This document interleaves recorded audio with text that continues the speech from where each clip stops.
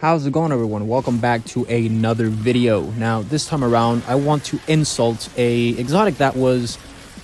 Oh, dude, I don't know how to explain it, but I have an issue with certain exotics, right?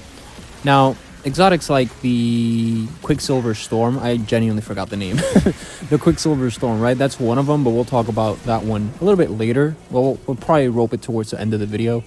But I actually want to talk about Tessellation, because Tessellation, if you don't know, is basically part of the final shape, the expansion itself and stuff like that. So, you know, if you at some point pre-ordered, you would get the weapon. Same thing with like the Quicksilver for Lightfall a while back. It's basically the same thing. However, even though Bungie has done this before, it's basically one of those exotics that you have to pay money to get beforehand, which, you know, there's nothing wrong with because you have the choice as the consumer, I guess. However, I'll be the first person to say it, this exotic was never good. Now, if you want to find me a clip of like some random YouTuber, you know, melting a bot, I totally get that. You know, maybe there is a build so uber mega crazy that you can like McDonald's a boss like in nothing, like just like pulverize it out of existence with a wombo combo, but that's not really the case for, at least in my experience, or the people that I play with, for lack of a better term. And the reason why is very interesting. Tessellation basically has a very unique perk where, you know, you have what's the name of the perk? I think it's undecidable or something like that. Property undecidable. It's like some random ass weird name that you would like find on like a Gmod file or something like that, like very similar. Basically, the weapon adapts the damage type to match your grenade. If it's arc, then it's going to swap to arc. If it's, you know, solar, you get the point. 1 + 1 = 2. Now, you also have property irreducible, which is you consume your grenade, and you basically load a large projectile that has an explosion where you throw it, and that's whatever, right? So it's not bad, it's cool. I would say that it's, you know, a give and take if you know how to use it. But that begs the question, do you know how to use it? Because when we talk about the actual catalyst of the weapon, I think that's the name of the catalyst, or the perk itself, it's unavoidable, I think, where anything that's basically nearby is going to be affected by, I guess you could say, if it's like strand, I think it's unravel. If it's void, it's like weaken. I think it's something like that. It's like whatever the grenade does as a debuff, you basically get it. Now, I basically butchered that explanation, but it's probably one of the most genuine ones you could have. Basically, the weapon came out a while ago, like around 2023 or something, like October or August. And when we're talking about how viable it is, because that's what people care about, it's like the strengths, you know, the pros instead of the cons that you would have with a weapon like this genuinely are like the fact that you can swap to anything. I did a video recently about Heartlight, Dead Messenger, and Borealis. It's basically the same thing. In my opinion, these weapons, the fact that they can cycle elements, at least half of them, are really good.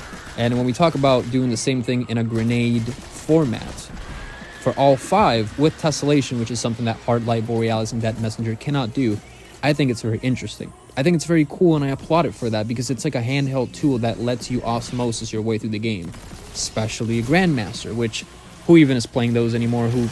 I get it.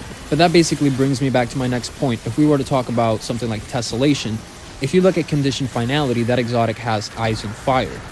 Shout out to George R.R. Martin. However, that exotic is like light and dark, because you have solar and you have stasis. You don't really have any weapons that have solar and stasis, strand and stasis that you can swap between.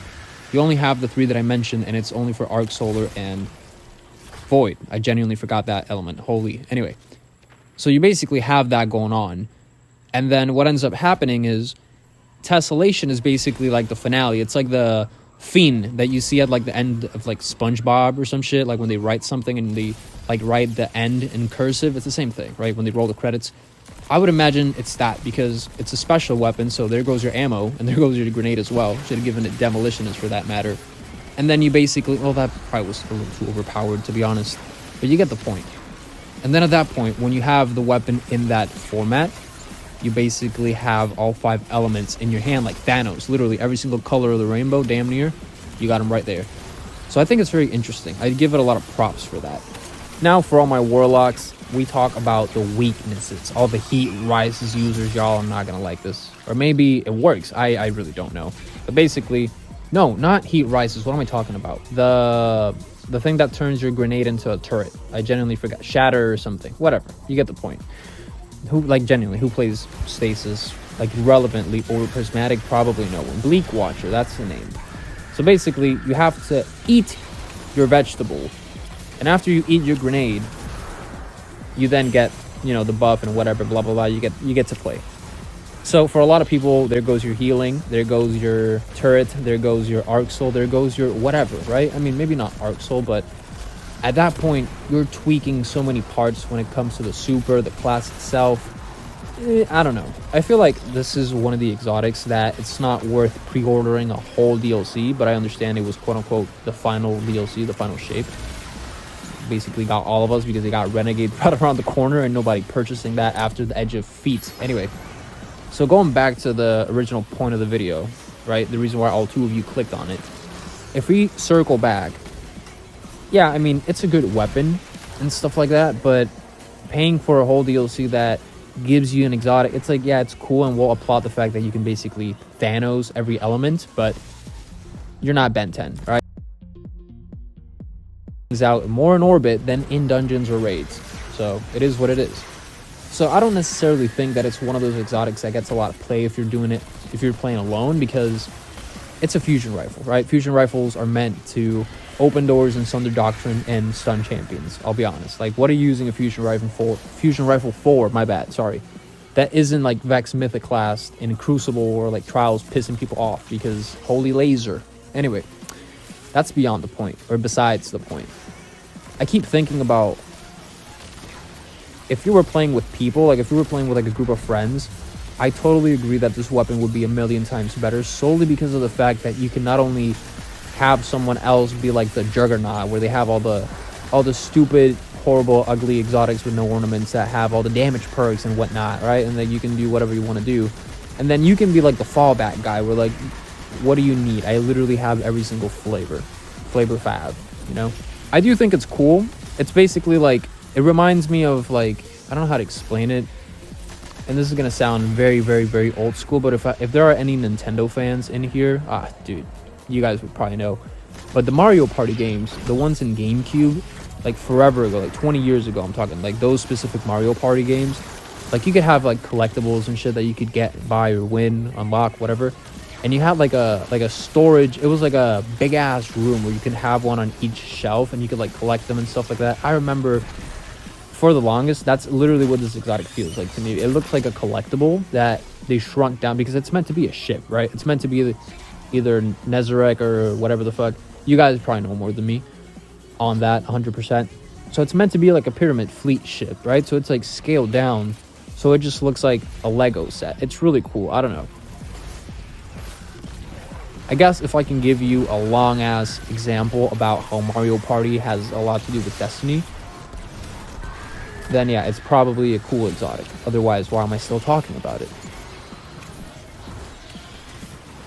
I mean, again, adding Unavoidable to it, I think it is cool. What's it called? The ornaments, whatever. It's a flexible exotic.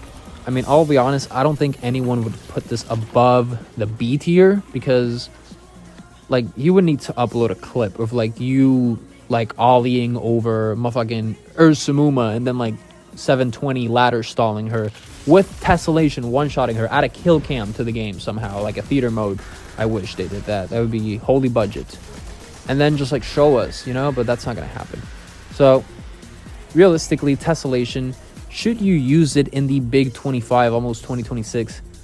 Honestly, I would say no, not really. I don't think it's one of those exotics that's worth considering, solely because why would you use it, considering there's a lot of play involved and you have to run a, for lack of a better term, stat-heavy loadout, which there's nothing wrong with. A lot of people have triple hundreds to begin with, but especially nowadays, I find that weapons like this really do tend to shine in a group setting or a dungeon setting where you're playing like with 2 more people.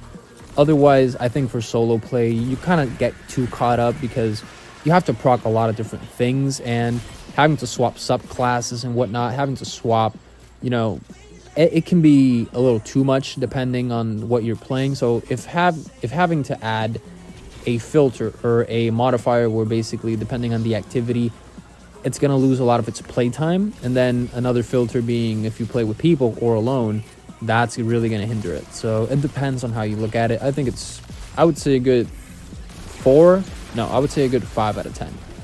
I would say a good 5 out of 10 because of the practicality and whatnot and everything else that I mentioned. But in terms of damage and whatnot, it's just not worth using. If we actually want to talk about a exotic that does a lot more damage and is better and feels like a better fusion rifle, I have a video for y'all. So I'll see you soon. Later, y'all.